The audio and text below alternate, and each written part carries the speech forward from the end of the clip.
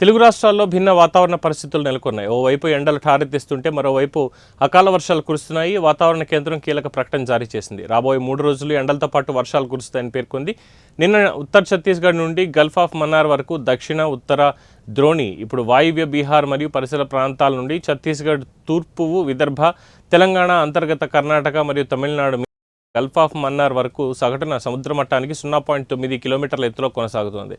ఆంధ్రప్రదేశ్ యానంలో దిగువ ట్రోప్ ఆవరణంలో దక్షిణ నైరుతి దిశగా గాలులు వీస్తున్నాయి.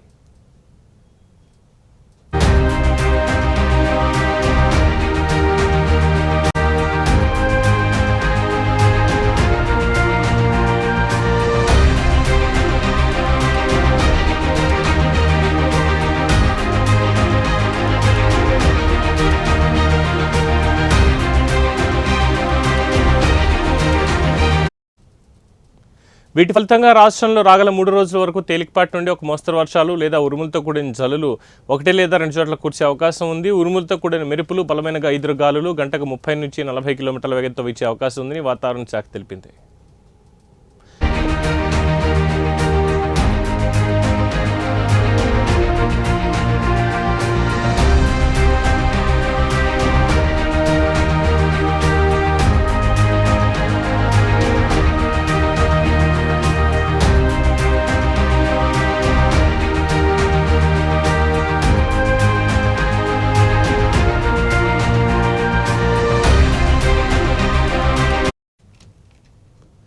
కోస్తాంధ్రప్రదేశ్, యానం, రాయలసీమలో రాగల 4 రోజుల్లో వేడి, తేమ, అసౌకర్యమైన వాతావరణంతో పాటు గరిష్ట ఉష్ణోగ్రతలు 2 నుండి 3 డిగ్రీల సెంటీగ్రేడ్ పెరిగే అవకాశం ఉంది.